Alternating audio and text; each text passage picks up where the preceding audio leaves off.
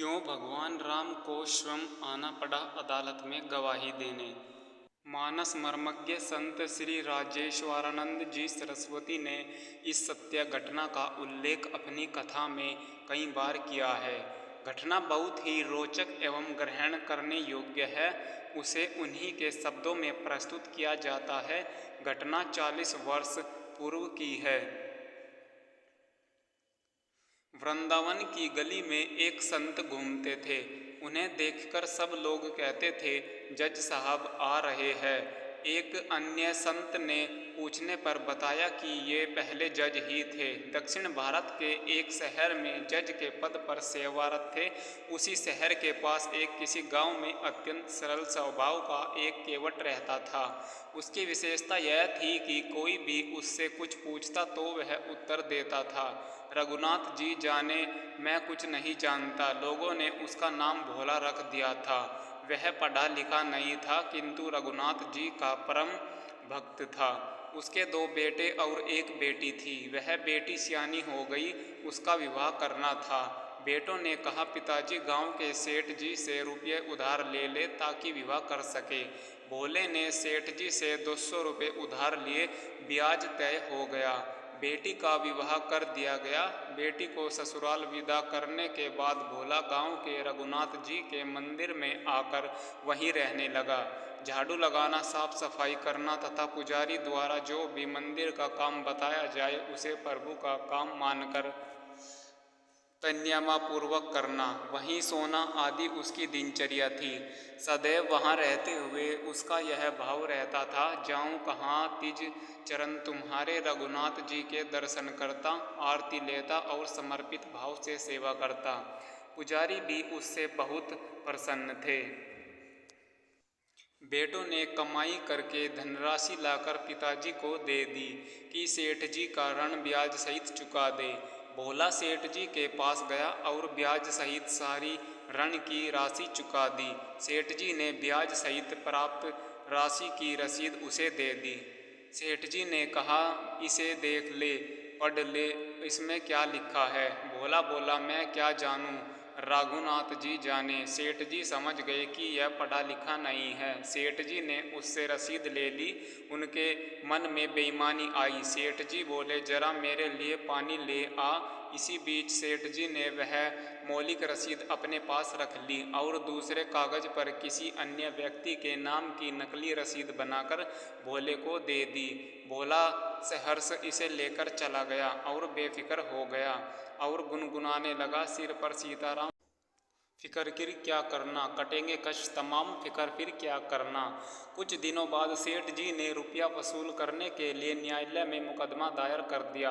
न्यायालय से जज ने नोटिस भेजा। भोले को बुलाया गया और जज ने भोले से पूछा कि तुमने सेठ जी का रुपया चुका दिया। भोला बोला, हाँ साहब। जज बोले कि रसीद है। भोले ने सेठ जी का दिया हुआ वह कागज दिखाया। कागज का देखकर जज बोले कि इसमें तो रुपया चुकाने की बात ही नहीं है, यह तो और किसी का कागज है। भोला जज के समक्ष रोने लगा और बोला कि ब्याज सहित सारी रकम मैंने चुका दी।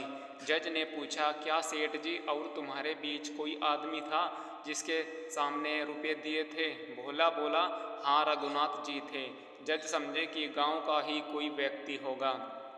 उन्होंने भोला से कहा, अभी तो तुम घर जाओ, जब हम बुलाए तब आना। जज ने सेठ जी तथा भोले को नोटिस भेज दी। रघुनाथ जी की नाम की भी नोटिस भेज दी। चपरासी को गांव में रघुनाथ जी नाम के किसी भी आदमी का पता नहीं चला। लोगों से पूछता रहा, किसी ने बताया कि यहाँ रघुनाथ जी का मंदिर है। चपरासी मंदिर में गया, वहाँ तो पुजारी थे। उनको नोटिस दे दी। पुजारी ने पढ़ा तो आश्चर्यचकित रह गए। वे मन ही मन कहने लगे, प्रभु अभी तक आपके लिए वस्त्र, आभूषण, प्रसाद आदि आते रहे, आज नोटिस आ गई, इसे भी स्वीकार करें और अपने केवट भक्त की गवाही दे जिससे एकमात्र आपका ही भरोसा है। पुजारी ने भोला से पूछा, तुमने रघुनाथ जी का नाम क्यों लिख दिया। भोला क्या उत्तर देता, अब रघुनाथ जी जाने, ऐसा ही सोचता। कोई भी काम करे तो रघुनाथ जी की ओर देखे, पक्का भरोसा था उसे। वह गुनगुनाता था, हरि बिन संकट कौन निवारे, साधनहीन हूँ मैं जाऊँ किसके द्वारे। जाएगी लाज तुम्हारी नाथ मेरो, कहाँ बिगड़ोगो। तेरो ही आसरो मेरी हंसी नहीं, तेरी हंसी है जाएगी लाज तुम्हारी। पुजारी ने एक दिन पहले भोला को घर भेज दिया कि कल पेशी है, तैयारी करो और समय पर पहुंच जाना। फिर पुजारी ने दूसरे दिन जल्दी उठकर भगवान रघुनाथ जी को स्नान कराया, नए वस्त्र पहनाए, भोग लगाया और कहा, आज आपको कोर्ट में जाना है।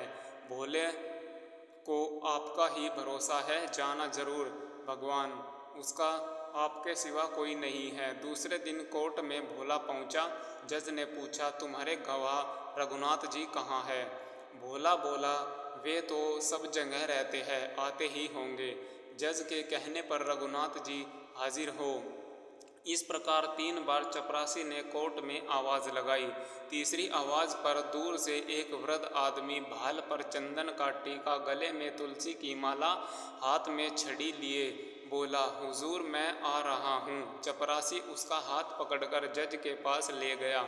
जज ने पूछा, क्या आपके सामने सेठ जी को रुपये चुकाए गए।